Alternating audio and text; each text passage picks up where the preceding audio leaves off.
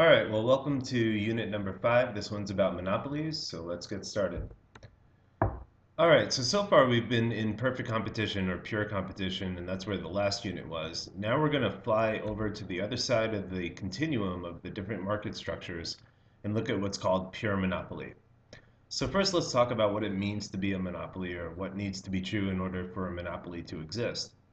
First thing, monopoly means single seller. That's what the word mono means, one. So we're talking about a market structure where there's one dominant firm, or not just dominant, just one firm in the industry. Now typically this will be the case because there's no close substitutes. It's a firm that's selling something that nobody else is selling. And why there is no substitutes we could talk about, but that's the kind of market model we're dealing with.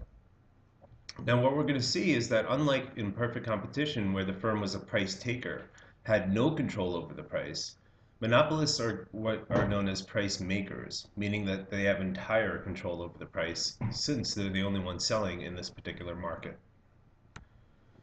Now typically there's no close substitutes because there's some barrier to entry. What that means is that there's something keeping other firms out of this industry, and I'll in a minute talk about what those barriers to entry might be.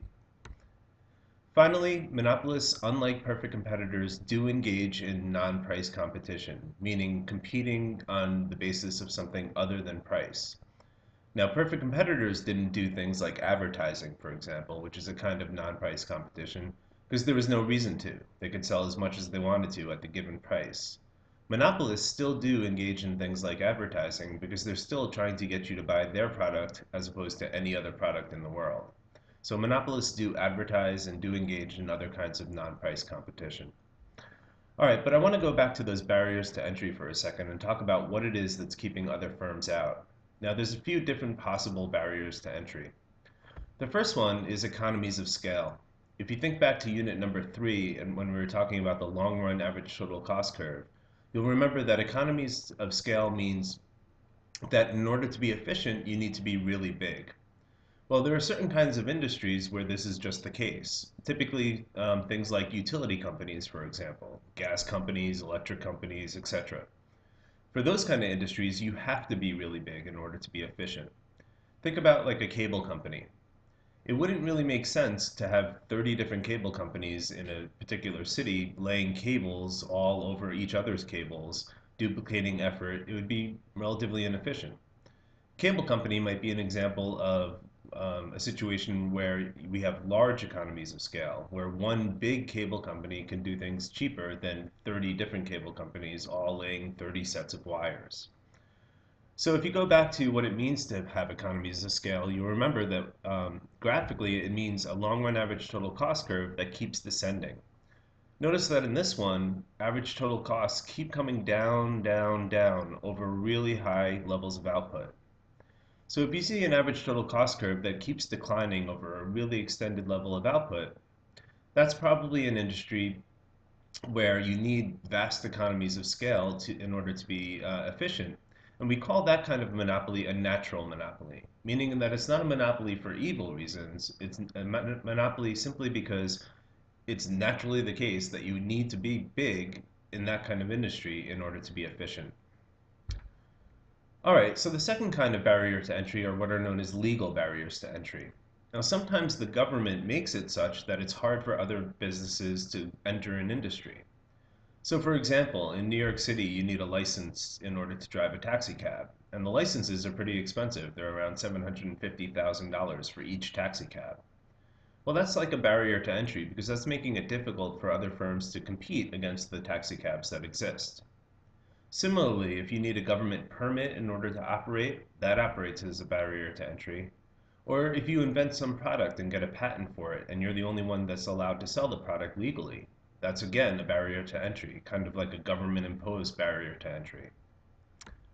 Now, the third kind of barrier to entry is ownership or control of essential resources. For example, De Beers, the big diamond company. For a long time, they were the only ones that owned the diamond mines that produced diamonds, and that made them a monopoly. The fact that they were the only ones that owned the mines was acting essentially as a barrier to entry. And then finally, kind of the evil reason for barriers to entry, pricing and other strategic barriers. I lived in Ithaca when I went to college, and it was a really hippie town. I think we had the only socialist mayor in the entire country at the time. And there were all these little mom and pop stores. And Walmart was thinking about coming into the town.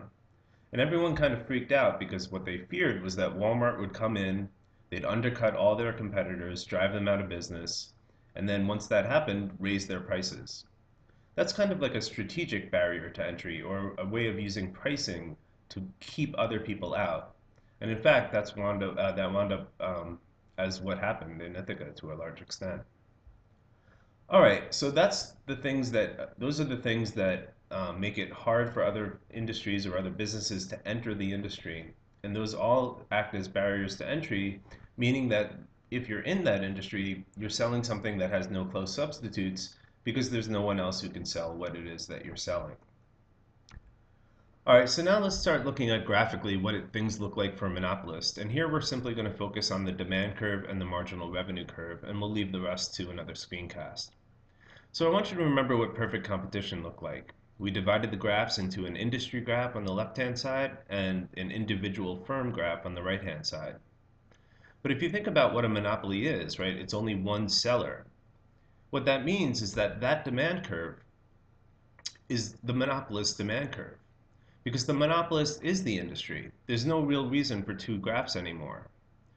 So that demand curve here that was in the industry demand curve now belongs to the monopolist. In other words, it gets all of the demand in that particular industry. So that demand curve is its demand curve. It's a normal downward sloping demand curve. So that's what demand is going to look like for a monopolist, just the industry demand curve that we saw in the perfect competition graphs.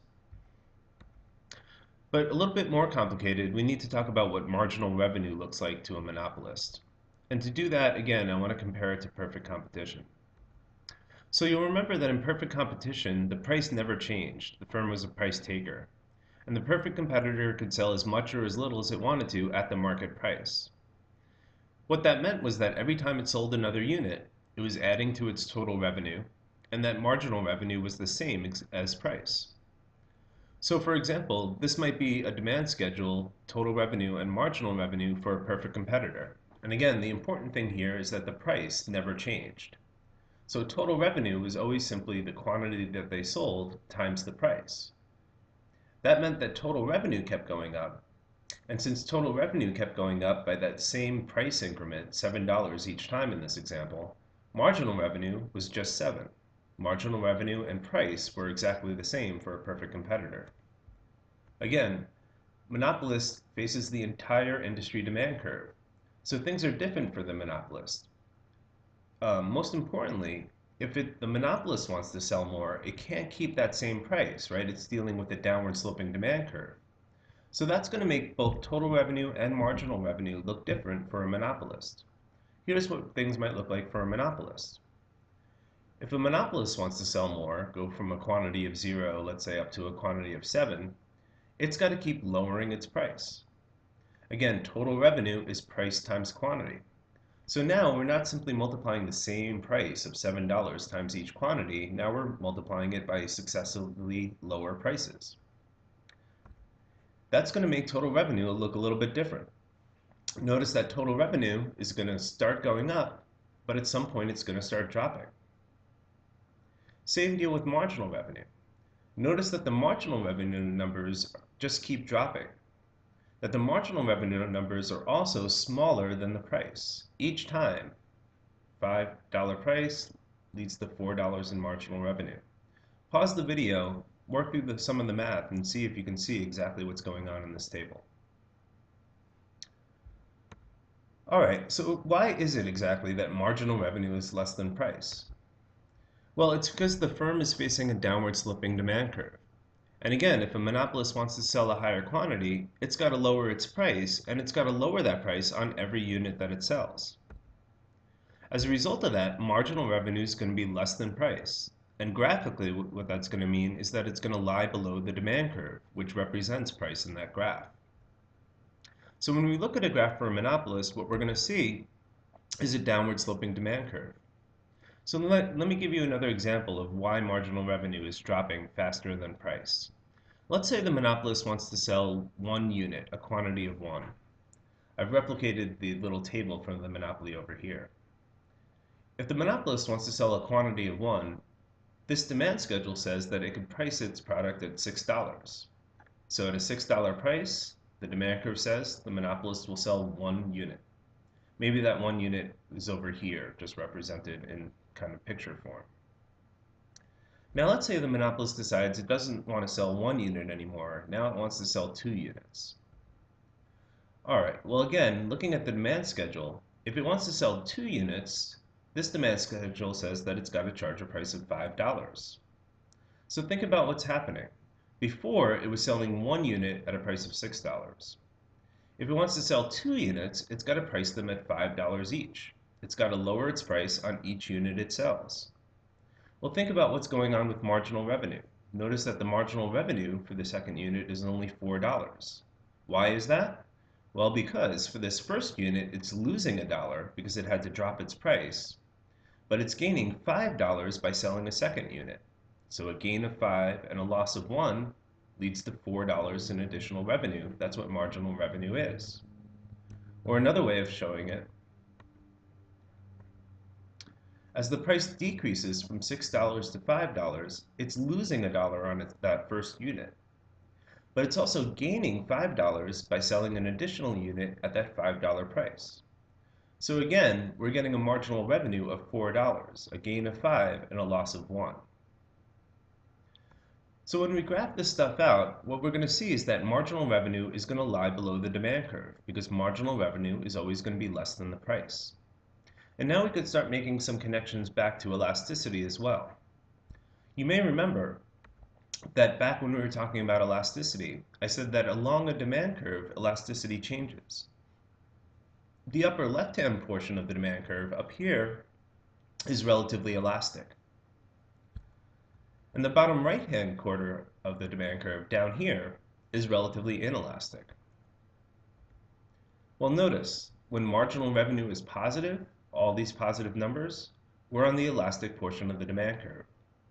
When marginal revenue is 0, that's where the demand curve is unit elastic. And as soon as marginal revenue goes negative, that's where the demand curve becomes inelastic. You may remember the total revenue test for elasticity, which said that if you raise price and total revenue goes up, the demand curve is inelastic. And if you raise price and total revenue goes down, the demand curve is inelastic. I'm going to ignore that doorbell because I know it's my daughter's friend and she comes over all the time and she never stops bothering us.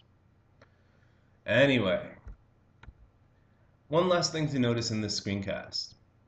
As long as marginal revenue is positive, total revenue is rising. When marginal revenue is 0, we're adding nothing to total revenue and total revenue stays flat. Once marginal revenue is negative, we're actually detracting from total revenue and total revenue falls. So if you're a monopolist and you have complete control over what's going on, you can think about why it is that you would never operate on the inelastic portion of the demand curve. You would never choose to pick any one of these price or quantity combinations because all of them correlate to a negative marginal revenue. You could always do better by raising your price and making total revenue go up by reducing the quantity that you're selling. And I think we'll leave it there, and I'll go see what my daughter's friend wants, and I'll see you in the next screencast.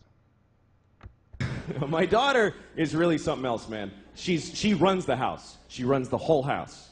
She decides everything. Like we were playing hide and seek the other day. We play hide and seek, and we play by her rules that she invented. And do you know why? Because she sucks at hide and seek. When it's my turn to hide, she tells me where to hide. She tells me where. And then when she hides, this is her hiding. She goes over to a wall and does this. She goes, that's it. There's nothing here.